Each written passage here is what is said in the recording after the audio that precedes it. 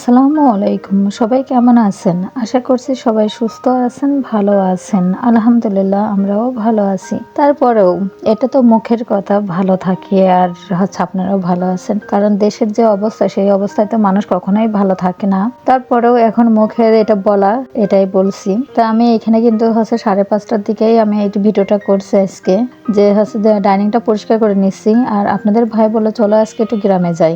তা গ্রামে যাবো তো ভাবলাম সকাল থেকে আজকে ভিডিওটা একটুই করি। তো আমি সকালে ডাইনিংটা আগে পরিষ্কার করছি, তারপর নাস্তাটা বানালাম। বানানোর পরে আমি এই যে আমাদের বেডটা একটু পরিষ্কার করতে আসলাম, কারণ আপনাদের ভাই এইমাত্র উঠে ওয়াশরুমে ঢুকছে আর আমি ভাবছি এই সুযোগে করে একটু গুছিয়ে নিই, কারণ আমি এখনো রান্না করব। তো আবার এই বিছানার পরে সে আবার শুয়ে পড়বে মোবাইল টিপে শুয়ে আমার রান্না করা পর্যন্ত।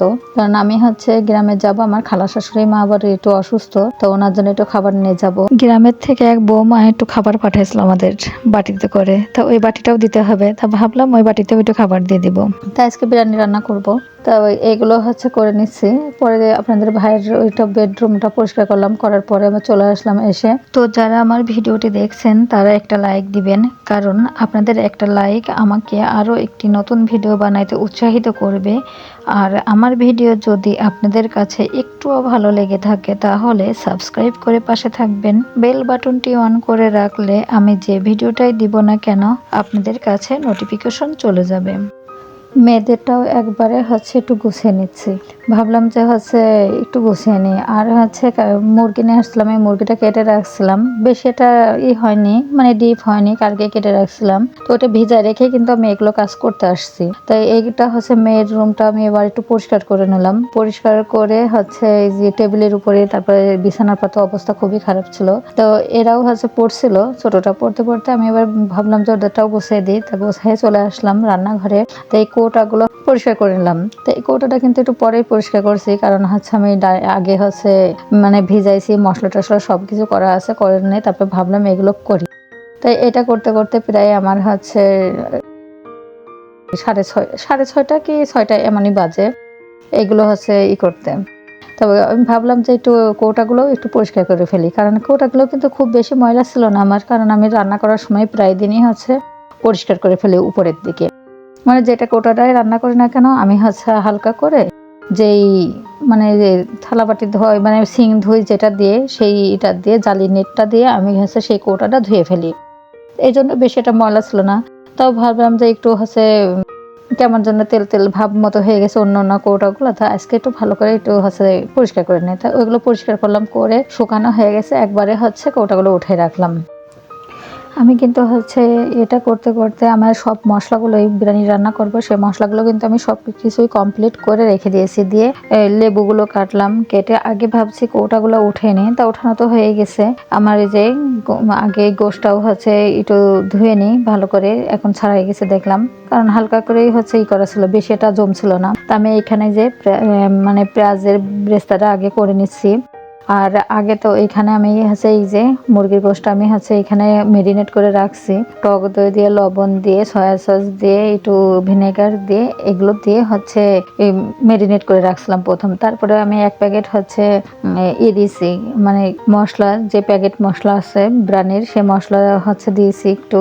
তারপর আমি যে মশলাগুলো বানাই বাসায়, একটা জয়ত্রী, জয়ফল, তারপরে যে কালো এলাচ, গোলমরিচ, মানে গোলমরিচ যেটা আছে সাদাটা, কালোটা, সেগুলো সবগুলোই আমি বাটনা করলাম। একটু বাটনা করে তারপর আমি কিন্তু এই যে প্যানের উপরে তেল দিয়ে কিন্তু করছি। এখানে বাদাম আর এই যে পোস্তদানা আমি একটু বেটে রাখছিলাম, বেটে রেখে তারপরে কিন্তু আমি তেলের উপরে দিয়ে একটু মশলাটা মানে বাটনাটা একটু ভালো করে একটু কষিয়ে নিলাম, যাতে কাঁচা আর গন্ধ না করে। তারপর পরে তো আমি এই যে মেরিনেট করা ছিল ওইখানে ঝাল, পেঁয়াজ, তারপরে রসুন, আদা সবগুলোই দিয়ে আমি পরে আবার মেরিনেট করছি, আবার একটু মাখিয়ে রাখছিলাম। মানে আমি এগুলো একটু ধাপে ধাপে দিয়েছি। আগে যে টক দই গুলো দিয়ে মাখাইছি, তারপরে এই যে প্যাকেট মশলা দিছি, তারপরে কিন্তু আমি যেগুলো বাটনা মশলা সেগুলো দিয়ে মেরিনেট করছি, করে তারপর চুলার পর দিছি।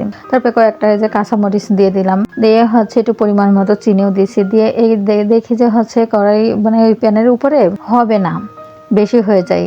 তারপর পরে আবার এইখানে ঢেলে দিলাম, কারণ 4টা মুরগি আর হচ্ছে চাল প্রায় হচ্ছে 1.5 থেকে 2 কেজি মতো এরকমই হবে মনে হয়, চালটা দিছি। তা এই জন্য একটু বেশি দেওয়া হয়ে গেছে আর আমি পাল্টে দিলাম, কারণ হচ্ছে হঠাৎ করেই হচ্ছে রান্না চুলায় দিছি, তখনই হচ্ছে ফোন আসলো আমার হচ্ছে সে বোনের হচ্ছে একটা রিলেটিভ, মানে আমার বোনের মেয়ের হচ্ছে বান্ধবী এইখানে হচ্ছে সে ব্যাচে ভর্তি হবে। তা আমাকে বলছিল এর আগে, মানে 3-4 দিন আগে বলছিল যে খালামণি আমার এক বান্ধবী ভর্তি হবে, তা আপনি হচ্ছে আমরা যেখানে ভর্তি হয়েছি আর আপু যেখানে ভর্তি হয়েছে ওইখানে হচ্ছে ওকেও ভর্তি করে দিয়েন। আমি কাছে আচ্ছা যখন আসে তখন বলো যে ভর্তি করে দিয়ে আসবো যদি এখানে ভর্তি হয়। তা বললে কথা আচ্ছা বলবানে। ওরা আর বলিনি যে আজকেই আসবে। আমি তো এগুলো রান্না টান্না করে সবকিছু কমপ্লিট করে হচ্ছে আমি চুলায় দিছি, মানে প্রায় হয়ে যাওয়া ভাব, তখন হচ্ছে মানে মাংসটা যখন হয় তখনই হচ্ছে আমাকে ফোন দিয়েছে ওই মেয়ে যে আন্টি আপনি কোথায়। আমি বলছি যে হ্যাঁ আমি বাসায় আছি মা, কিন্তু একটু বের হব। তা বললো যে আন্টি কোথায় যাবেন। আমি বলছি গ্রামে যাবো একটু। কথা আমরা তো চলে আসছি আন্টি। আমি কিছু চলে আসছো, তা আসার আগে তো বললে না যে আজকে আসবা কি। তো কাছে না আজকে আমরা চলে আসছি, অলরেডি চলে আসছে, এসে এখানে দাঁড়িয়ে আছে। আমি বলছি আচ্ছা ঠিক আছে তোমরা থাকো, তা ওই ব্যাসের সামনেই। তা আমি বললাম বাসায় আসো তাহলে এখনই। তখন বললো যে না বাসায় এখন আসবো না, আমি হচ্ছে পরে ভর্তি হয়ে তারপরে আসি। তা বললি পরে তারপরে হচ্ছে আমি বলছি তাহলে কি আমার আসতে হবে। কাছে হ্যাঁ আপনি আসেন। তা আমি এটা নামায় রেখে তারপরে কিন্তু আপনাদের ভাইয়ের 3টা বাটি ভরে তারপর দিয়ে দিছি যে আমার যে খালা শাশুড়ি মার আর হচ্ছে আমার পাশের যে ছেলেটার ওদের দেওয়া হয়েছে 3 বাটিতে ভরে। আমি হচ্ছে ওর গোছায় দিয়ে দিলাম আপনাদের ভাইয়ের, কারণ ওর গোছানো প্রায় হয়ে গেছিল। আর হচ্ছে আমি বাটিগুলো দিয়ে তারপর হচ্ছে দিয়ে দিলাম। ও আবার বের হয়ে গেল, আমিও বের হলাম, একসাথেই বের হলাম। হয়ে ও গ্রামে গেল আর আমি আবার ওই যে ব্যাসে মানে গেলাম, যে হচ্ছে ওই মেয়েটার ভর্তি করলাম, ভর্তি করে তারপরে হচ্ছে বাসায় আসলাম। তা আমি ভাবছিলাম মনে হয় 2-1 জন আসবে, ও বলছিল 2 জন মতো, 2 থেকে 3 জন আসবে। তো আমি তো ভাবলাম তো এখানে আমারটা সেই হয়ে যাবে। পরে দেখি হচ্ছে ওইখানে যাওয়ার পরে দেখি হচ্ছে ওরা মানে 10 জন, কিন্তু পরে মেয়েরা আসতে যাচ্ছিল না বাসায়, বললো যে 10 জন তা বাসায় আর যাচ্ছে না আন্টি আপনি যান। আমি কিছু তাই হয় কি নাকি যে আসবা না কেন। পরে যে অনেক বলে তারপরে আসলো, তারপরে হচ্ছে অর্ধেক লোক আসবে আর অর্ধেক আসবে না। আমি কিছু কেমন কথা, অর্ধেক আসবেন অর্ধেক আসবেন না, কথা অনেক লোক না তা যাওয়া যায়। আমি কিছু কেন কি হয়েছে অনেক লোক, এটাই অনেক 10 জন লোক কি অনেক হয়ে গেছে। তা আসেন সমস্যা নাই আমার বাসায় আসলে পারে। পরে যে হচ্ছে জোর করে নিয়ে আসলাম, নিয়ে এসে তারপরে আমি তো ভাবছিলাম মনে হয় একটু খাবারে হবে কি না হবে, তা আলহামদুলিল্লাহ কোনো হচ্ছে খাবারে কম পড়েনি। আমি বিরিয়ানিটাও অনেক ছিল, মানে ওদের 10 জন মানুষ খেয়েছে, মানে খাওয়ার পরেও কিন্তু আমার খাবারটা বেঁচে গেছে। আর আমি আবার যাওয়ার আগেই হচ্ছে করছিলাম যে হচ্ছে সাদা ভাত রান্না চুলায় দিছিলাম, রাইস কুকারে সাদা ভাত ধুয়ে দিছি, কারণ আমার বড় মেয়ে হচ্ছে এই বিরিয়ানিটা পছন্দ করে কম, আমিও হচ্ছে একটু কম পছন্দ করি, আমিও মানে খাই কিন্তু কম কম। তো আমার জন্য, তারপর আমার ওই যে বেবি আছে কয়েকটা 4-5টা বেবি আছে, ওরাও তো সাদা ভাত খাবে, সেজন্য আমি আগেই ভাতের চাল ধুয়ে দিছি। আর ইলিশ মাছ ভনা কাতলা মাছ ভনা ছিল, ওইটা ছিল। তা আমার তো মনে একটা জোর আছে যে আমার যেটা খাবার আছে সেটাইতে আমার হয়ে যাবে আলহামদুলিল্লাহ, এটাই আর কোনো কম হবে না। তাই এসে খাবার দিছি, তা দেখি কম হয়নি, হয়ে গেছে। তো এই যে খাবার দাবার মানে খাওয়া দাওয়ার পরে ওদের সাথে আবার বাইরে বের হয়েছিলাম যে ওরা হচ্ছে আবার বাসা নেবে তাই দেখার জন্য। তা কয়েকটা বাসা দেখছি, দেখে পছন্দ হয়নি। তো আবার বললো যে হচ্ছে আন্টি আপনি দেখে রেখেন। তো আমি বললাম আচ্ছা ঠিক আছে।